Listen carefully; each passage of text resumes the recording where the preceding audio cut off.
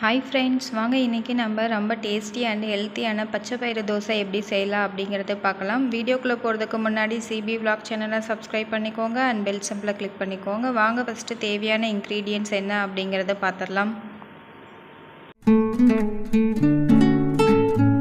நான் இன்றைக்கி ஒரு 4 பேர் சாப்பிட்ற அளவுக்கு தேவையான பொருட்கள் எடுத்திருக்கேன். 1 டம்ளர் பச்சை அரிசி எடுத்துக்கோங்க, 1½ டம்ளர் பச்சை பயிறு எடுத்துக்கோங்க, 2 காஞ்ச மிளகாய் எடுத்துக்கோங்க, 1 ஸ்பூன் ஜீரகம் எடுத்துக்கோங்க, கொஞ்சமாக கொத்தமல்லி இலை எடுத்துக்கோங்க, 1 துண்டு இஞ்சி எடுத்துக்கோங்க.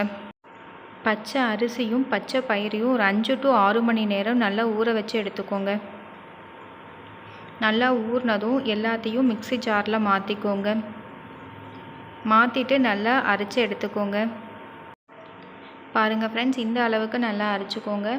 கூடவே தேவைப்பட்டால் கொஞ்சமாக சோடா உப்பு ஆட் பண்ணிக்கோங்க. கூடவே கொஞ்சமாக பெருங்காயத்தூள் ஆட் பண்ணிக்கோங்க. ஆட் பண்ணிவிட்டு நல்லா கலந்து விட்டுக்கோங்க. மாவு அரைச்சதும் நம்ம டைரெக்டாக தோசை ஊற்ற ஆரம்பிச்சிடலாம். புளிக்க வைக்கணும்னு அவசியம் இல்லை. தேவைப்பட்டால் கொஞ்சமாக தண்ணி ஆட் பண்ணிவிட்டு நம்ம தோசை ஊற்றுற கன்சிஸ்டன்சிக்கு மாவு எடுத்துக்கோங்க. பாருங்கள் ஃப்ரெண்ட்ஸ், இந்த அளவுக்கு நல்லா கலந்து எடுத்துக்கோங்க. இப்போ தோசை கல் நல்லா சூடானதும் நம்ம எப்பவும் போல் தோசை ஊற்ற ஆரம்பிச்சிடலாம்.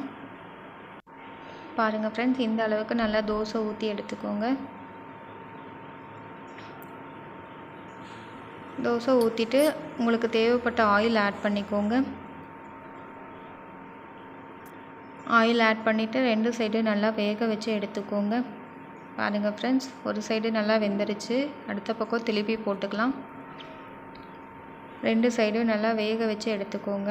அவ்வளோதான் ஃப்ரெண்ட்ஸ். நல்லா சுட சுட இருக்கிற தோசையை ஒரு பிளேட்டில் மாற்றிட்டு கூட கார சட்னி வச்சு சர்வ் பண்ணுங்கள் ஃப்ரெண்ட்ஸ். ரொம்பவும் டேஸ்டியாகவும் இருக்கும், ஹெல்த்தியாகவும் இருக்கும். இது குழந்தைங்கள்லேருந்து பெரியவங்க வரைக்கும் விரும்பி சாப்பிடுவாங்க. நீங்களும் ட்ரை பண்ணி பாருங்கள்.